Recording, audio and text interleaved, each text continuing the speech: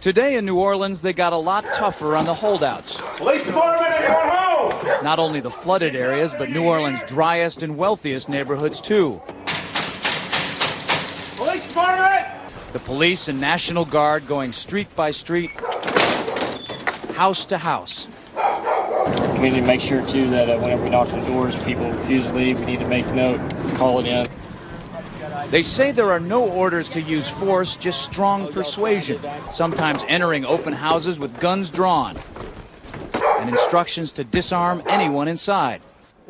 You say guns will be taken? No one will be able to be armed. We will take all weapons. That happened today in this wealthy neighborhood where homeowners had armed themselves to protect their mansions. Residents were handcuffed on the ground. In the end, police took their weapons but let them stay in their homes. They were a little bit threatened because our weapons were bigger than their weapons. For many of the police and guard troops, it is an uncomfortable job to do this in an American city. This guard unit occupied a church, using it as a base camp. They had to leave a note because they could not get hold of the pastor to get permission. It is surreal. Yeah, you never expect to do this in your own country. Chris Montgomery says he'd rather be in Iraq than patrolling American neighborhoods. Walking up and down these streets, you don't want to think about the stuff that you're gonna have to do. Somebody pops around the corner. I mean, shoot in America. Yeah. Well, I don't want you in here. We're not gonna do that. I don't want you in here, period. But there's a mandatory evacuation. I know all about it. Well, Patricia Coney's protests were to no avail. They moved her out of there, and she is now out of the city. No one will be able to be armed. We will take all weapons. It was a human drama with emotions and tensions running high.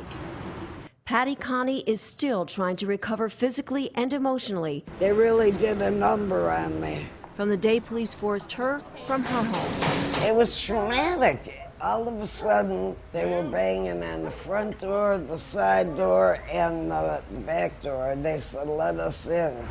Patty tried to explain. She was on dry land, she had plenty of food and water, and didn't want to abandon her dogs. But it didn't matter. If you see 6 or 8 police that look like linebackers pushing you in a corner, you're in shock. I'm saying, look at all my food. I got plenty of food. They kept pushing me back, and ended up like this. Then, Patty showed them a small revolver she was carefully holding in the palm of her hand. A camera crew was there to capture what unfolded next. I said, it's not even loaded. And I dropped it on the floor. You got a gun? Well, they punched me in the face. Look at my black and blue marks. Look at what they did to me. They dragged me out of here. I really thought they were going to kill me. I really did. We were coming back across the lake is when we got stopped by Coast Guard and St. Tammany Sheriff's Department and the National Guard by gunpoint. We had identification. We were coming back from a house that we were taking the weapons out of so criminals wouldn't break in and steal them. And we've had policemen tell us that that's what they wanted us to do, but not the sheriff in St. Tammany. They just wanted to confiscate them from us. We felt like criminals at the time when they come up to us with M16s or AR-15s, whatever it was, but there was 4 of them with rifles and holding on us with our hands in the air until they got in our boat. So they got on the boat and they asked us, do you have any loaded weapons? Yes, we do. They're in the 2 back compartments. Wayne went to show them where the gun was, and he screams, don't touch it, don't even move, I'll get it. I felt like it was un-American and then we had been violated when they took like I say, we were shell-shocked. We were just sitting around looking at each other and said, we just got our guns taken away from them. They took them. And they didn't have a right to take them. They didn't have a reason to take them. That was the thing. We did nothing wrong. But they took them anyway. He said, be thankful we're taking your guns here. Why should I be thankful? Well, if they catch you with them on land, they're going to take you straight to jail. We live in proof that all they have to do is say, look, this is the law. You had that feeling that You were violated. They took something from you. They stole something from you. That's the only way to put it.